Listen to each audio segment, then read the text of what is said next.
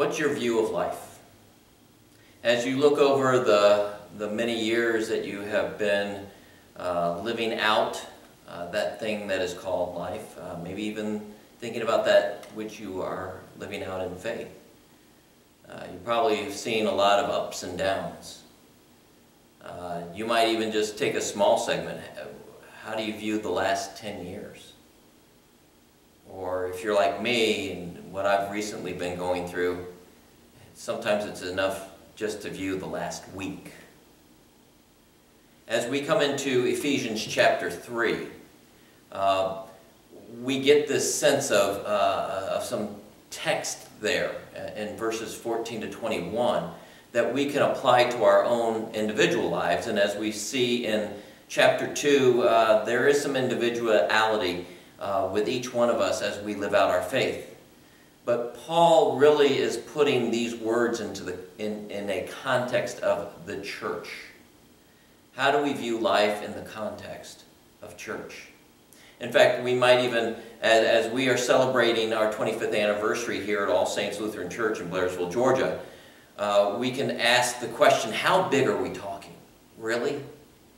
Because when we think about doing that thing called church, there are two primary things that we do. We declare the gospel, and we deliver the gifts of God. How big can that really be? Well, as we can do in terms of an anniversary, but also as we view the workings of the church, Paul's text to us is a concern about the building program. Individual faiths, but also that building of the church as Christ takes those living stones. We indeed are the dwelling place of God's activity. And God has His blueprint for us as the church at large, the Big C church, or each of our individual churches. There is a blueprint on how ministry relates to the world. But too often, as we work in the church, that ministry gets defined by what we find in the world. And too often we use our own means and our own measures to define or to consider whether we are successful with what we are doing. How big do we become? Is it about being a couple hundred members, a couple thousand members?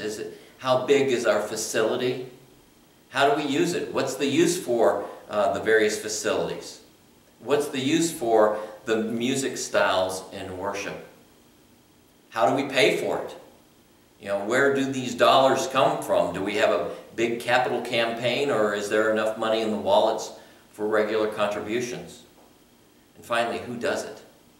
Who's responsible for doing the work of ministry as it relates to the world? And oh yeah, as being a pastor, you know, we see what the current things that are happening and doing ministry, and we often fall into that trap of running things according to the trends. The current trends are the popular notions. Sometimes the popular notions are the people who are there. Well, we did it this way so many years ago. What is it that shines? What is it that we give attention to? Or sometimes it's even, who do we give the attention to? And we begin to fall into those traps of defining our success according to worldly ways. And when we do that, we as church begin conceiving our ministry too narrowly.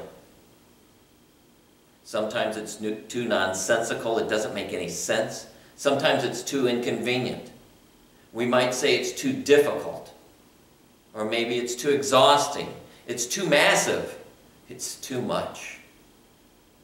And pretty soon we say, we can't. No way. That's first take. Next, take two.